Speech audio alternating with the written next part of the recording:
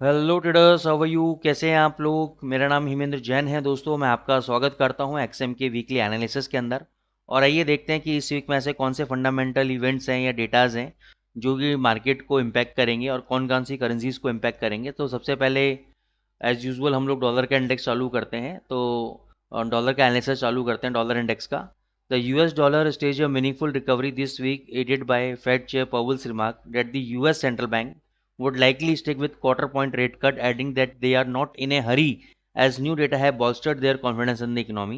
The currency extended its gain not only because of upbeat data, but also due to safe haven flows after Iran launched missile attacks on Israel in retaliation of for Israeli operation against Iran Hezbollah allies in Lebanon. सो हुआ क्या दोस्तों कि Fed chair पावल साहब हैं, जब उन्होंने last time interest rate को रिड्यूस किया तो उन्होंने ये बोला पिछले हफ्ते आके कि भाई अभी हम लोग इंटरेस्ट रेट को उतना ज़्यादा रिड्यूस नहीं करेंगे जितना अभी हमने कर दिया है। हम केवल क्वार्टर पॉइंट रेट कट कर सकते हैं और we are not in a hurry as new data has bolstered their confidence in the economy. अब हुआ क्या कि अच्छे अच्छे डेटाज आपके आने लगे। नॉन फार्म पेरोल डेटा आपका अच्छा आया, आपके एडीपी जॉब्स रिपोर्ट अच्छा आए, आईएसएम नॉन मैन्युफैक्चरिंग डेटा भी आपका अच्छा आया। तो ये इन्होंने बेसिकली किया ओनली 35% चांसेस हैं for back-to-back 50 basis point reduction in November and around 67 basis point worth of reduction by the end of the year। तो फेड चेयर पावेल ने जब ये बोला कि भाई अभी हम इतना ज़्यादा जल्दबाजी में नहीं है, इतने ज़्यादा एग्रेसिव अब हम लोग इंटरेस्ट रेट को लेकर डिसीजन नहीं लेंगे, क्योंकि डेटाज जो है उन्होंने हमारे कॉन्फिडेंस को कहीं ना कहीं शेक किया है और जो डेटाज आ रहे हैं वो पॉजिटिव डेटाज आ रहे हैं।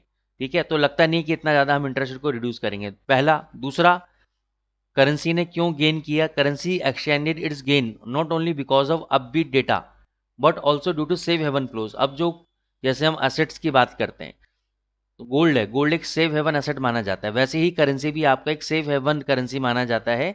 जब भी जियो पॉलिटिकल टेंशन होती हैं तो पैसा डॉलर के अंदर लगना चालू हो जाता है, जिसके कारण डॉलर के अंदर आपको एक अच्छी खासी तेजी देखने को मिली। अब what market is expecting, market सिर्फ 35% चांसेस हैं कि भाई 50 बेसिस पॉइंट कट होगा नवंबर के अंदर और 67 बेसिस पॉइंट कट हो सकता है by the end of the year. Total chances are very less. मेरे को लगता है कि केवल जो क्वार्टर पॉइंट बोला है पवेल साहब ने इस बार वो बिल्कुल ईमानदारी से बात बोल रहे हैं, तो क्वार्टर पॉइंट ही वो रिड्यूस करेंगे, क्योंकि जो डेटाज आ रहे हैं रियली में बहुत अच्छे डेटाज आ रहे हैं and now there is no point of reducing the interest rate in the future. अब सारा फोकस जाएगा आपका वेनेसडे को, minutes of the latest FOMC decision are due to be release. ठीक है, और उसमें यही बोला जाएगा कि भाई 50 basis point worth of rate reduction by the end of the year, ऐसा बोल सकते हैं। And that most policy maker who spoke after the decision including chair Powell साहब favoured quarter point reduction from here onwards. Therefore, the spotlight is likely to fall on the US CPI for September due out on Thursday। तो सारा का सारा focus जाएगा Thursday को CPI data के ऊपर, क्योंकि नॉन फार्म पेरोल डेटा अच्छे आए हैं, आईएसएम डेटाज अच्छे आए हैं, जीडीपी डेटा अच्छे आए हैं। तो अगर आप सीपीआई डेटा भी चांसेस जिसके हाई हैं अच्छे आने के, तो डॉलर अपनी रैली को कंटिन्यू करेगा। यहाँ से बहुत टाइम बाद वो इतना अच्छा रैली दिया है उसने, तो मे भी वो इस रैली को अब कंटिन्यू करेगा। फिर आता है आपका रिजर्व बैंक ऑफ न्यूजीलैंड का मॉनेटरी पॉलिसी है। Next week on Wednesday it will be the reserve bank of New Zealand turn to drive the kiwi. The last time RBNZ policy makers gathered was back on August 14 when they cut interest rate by 25 basis point and signaled that more are coming as inflation is expected to remain near the midpoint of the bank's 1 to 3% target band। तो 25 basis point का interest rate अभी और भी वो जब उन्होंने reduce किया था तो उन्होंने कहा था कि भाई इन्फ्लेशन आपके अभी थोड़े से उसमें आ रहे हैं, टारगेट लेवल पे आ रहे हैं, 1 to 3% का जो हमारा टारगेट बैंड है, तो हम इंटरेस्ट रेट को और भी रिड्यूस कर सकते हैं। The decision to cut rates came 1 year ahead of the bank's previous forecast, with the new ones projecting the cash rate at 4.9% in the fourth quarter of 2024। However, investor took a more aggressive stance just after the decision, penciling in more than 30 basis point worth of cut for the October decision. तो October के अंदर what investor is predicting with 30 basis point 30 basis point यानी 0.30% आपका interest rate cut हो सकता है। No investors are convinced that the bank will cut interest rate by 50 basis point next week and by another 50 basis point in November. This means that the risk for kiwi may be tilted to the upside because if official do proceed with a double cut and signal more aggressive easing, this will just confirm market expectation and therefore the kiwi is unlikely to depreciate much। अब यहाँ पे आपको समझना पड़ेगा कि मान के चलो इन्होंने 50 बेसिस पॉइंट को कट कर दिया और इन्होंने ये भी बोला कि नवंबर में हम 50 बेसिस पॉइंट और भी ज़्यादा रिड्यूस करेंगे, तो इससे क्या होना चाहिए, कीवी आपका डेप्रिशिएट होना चाहिए। लेकिन हमारे यहाँ पे नोशन क्या है, हमारे यहाँ पे एनालिसिस बोलता है कि भाई ये चीज़ तो मार्केट में ऑलरेडी डिस्काउंटेड है, यहाँ पे तो मार्केट प्लेयर्स ऑलरेडी इस बात को पहले ही बोल रहे हैं कि भाई ऐसा होना चाहिए, तो ये सिर्फ उनकी बात को कंफर्म करेगा। तो इतना डेप्रिशिएट नहीं होना चाहिए न्यूजीलैंड, अगर ये कंडीशन भी आ जाती है। लेकिन येस, अगर ये केवल 25 बेसिस पॉइंट को रिड्यूस करते हैं तो एक अच्छी खासी रैली आपको न्यूजीलैंड के अंदर देखने को मिलेगी। तो दोनों केस में क्या होगा, 50 बेसिस पॉइंट कट करते हैं और 50 बेसिस पॉइंट का फॉरवर्ड गाइडेंस देते हैं, तो ये ऑलरेडी डिस्काउंटेड है, तो इतना ज़्यादा नहीं गिरेगा, थोड़ा बहुत फॉल आएगा, 50-70 पिप का फॉल आ सकता है, 100 पिप का फॉल आ सकता है, लेकिन बहुत ज़्यादा 300-400 पिप का फॉल एक्सपेक्ट नहीं कर सकते। और अगर केवल 25 बेसिस पॉइंट को रिड्यूस किया तो डेफिनेटली आपको रैली मार्केट में देखने को मिलेगी। Among the major currencies, the pound has been the best performer year to date and by a large margin. However, it suffered a big blow this week after Bank of England Governor Andrew Bailey said in an interview with The Guardian that they could turn a bit more activist on interest rate cut if data continues to suggest progress in inflation. The market is now nearly fully convinced that a quarter point cut will be delivered in November, assigning a 65% probability for another one in December. तो ये बात अब clear हो गई है कि भाई वो इंटरेस्ट रेट कट कर सकते हैं, आपका क्वार्टर पॉइंट तो मिनिमम कट करेंगे, जिसके कारण आपको जीबीपी के अंदर एक अच्छा खासा फॉल देखने को मिला। और 65% प्रॉबिलिटी ये भी लगाई जा रही है कि भाई दिसंबर मंथ के अंदर ये और भी 25 बेसिस पॉइंट को रिड्यूस कर सकते हैं। तो अब आपको कैसे पता लगेगा कि ये रिड्यूस करेंगे नहीं करेंगे, तो फ्राइडे को आपका मंथली जीडीपी डेटा निकलेगा और accompanied by industrial and the manufacturing production rate as well as the trade data for the month. अगर disappointing set of number could add credence to Bailey's remark and prompt trader to push selling lower.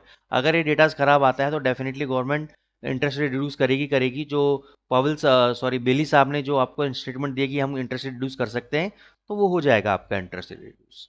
ठीक है, तो ये था आपका fundamental data. अब हम चलते हैं आपका टेक्निकल एनालिसिस की तरफ और देखते हैं कि टेक्निकल एनालिसिस में क्या है। लास्ट टाइम जब डॉलर इंडेक्स का हम लोगों ने एनालिसिस किया था तो आपको क्लियर कट बोला था कि यहाँ पे डॉलर को तोड़ने में मजबूरी सी लग रही है, डॉलर को एक फोर्स लग रहा है इस लेवल को तोड़ने के लिए।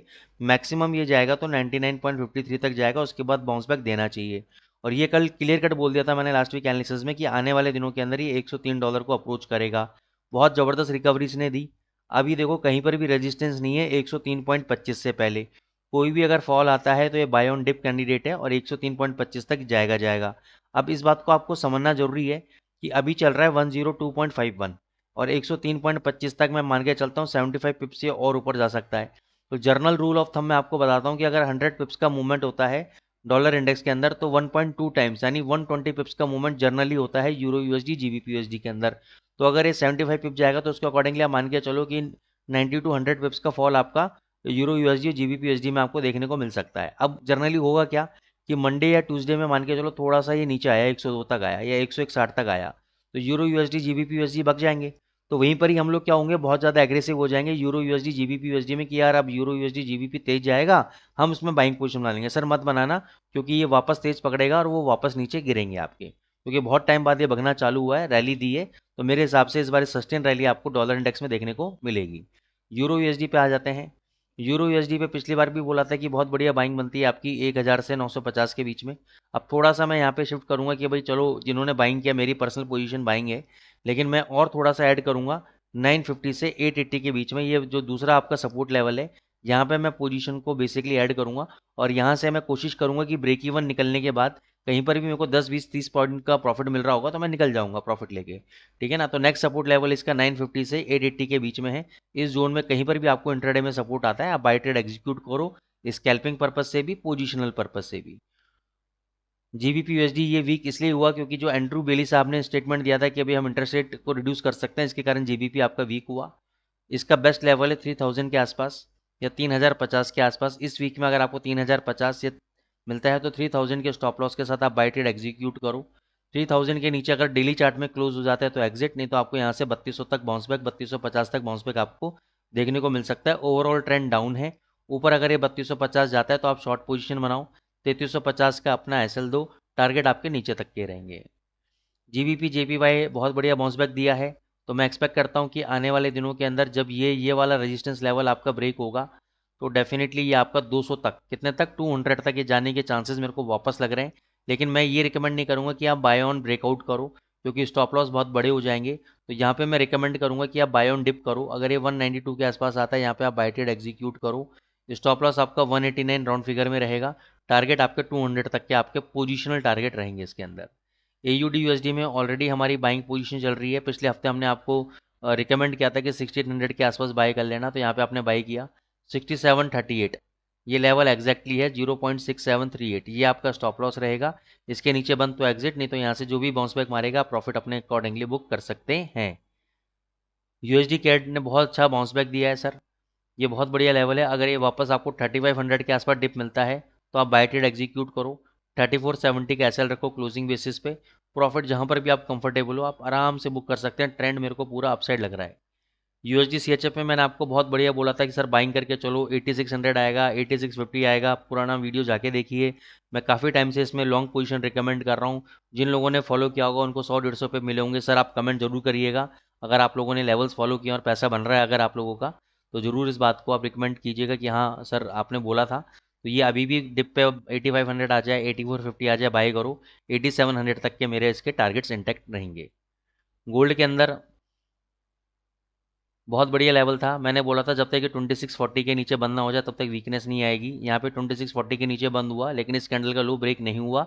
अभी भी मेरे यही रिकमेंडेशन है कि 2653 चल रहा है, बाय ट्रेड एग्जीक्यूट करो जब तक ये वाला लेवल, अब ये 2632 का लेवल है। देखो एक कंडीशन तो क्लियर हो गई कि 2640 के नीचे बंद हो गया, ठीक है। दूसरा 2632 इसका लो लगा है, इसके नीचे गया तो ये 2600 तक आएगा, नहीं तो यहाँ से वापस ये 2680 और 2700 तक के टारगेट्स हैं। मेरे हिसाब से आपको बाई करना चाहिए। 2632 का ऐसे लेना चाहिए, टारगेट आपको 2700 तक के इसमें रखने चाहिए। इसके अलावा मैं बिटकॉइन और बता देता हूँ, काफ़ी लोग बिटकॉइन के बारे में भी पूछते हैं। बिटकॉइन में अगर आपका थर्सडे का हाई, ये वाला हाई अगर जो रेजिस्टेंस बनाए ये वाला हाई ब्रेक करता है तो आप शॉर्ट टर्म के अंदर एक बाय ट्रेड एग्जीक्यूट कर सकते हो। इसका जो रेजिस्टेंस लेवल है वो 62,484 है, तो मैं राउंड फिगर में दे रहा हूँ 62,500 के ऊपर आप बाय करो। 64,000 का स्टॉप लॉस रखो, टारगेट रखो आप 64,000 का, और स्टॉप लॉस आप 61,500 के, आप 1000 पॉइंट के, मतलब कहने का मतलब है 1000 पॉइंट का आपका स्टॉप लॉस रहेगा और 2000 पॉइंट्स के आपके टारगेट रहेंगे। ओवरऑल लॉन्ग टर्म में बात करोगे तो ये जो 58,000 के आसपास है यहाँ पे बहुत बढ़िया बाइंग बनती है, यहाँ पे बहुत बढ़िया बाइंग बनती है, यहाँ पे बहुत बढ़िया बाइंग बनती है और बहुत बढ़िया आपको एक मूवमेंट आपको देखने को मिलेगी ऊपर की तरफ। तो 58,000 पे आप बाई करो और नीचे आपका स्टॉप लॉस 55,500 का आपका स्टॉप लॉस रहेगा। लॉन्ग टर्म के अंदर बहुत बढ़िया मूवमेंट आपको देखने को मिलेगी।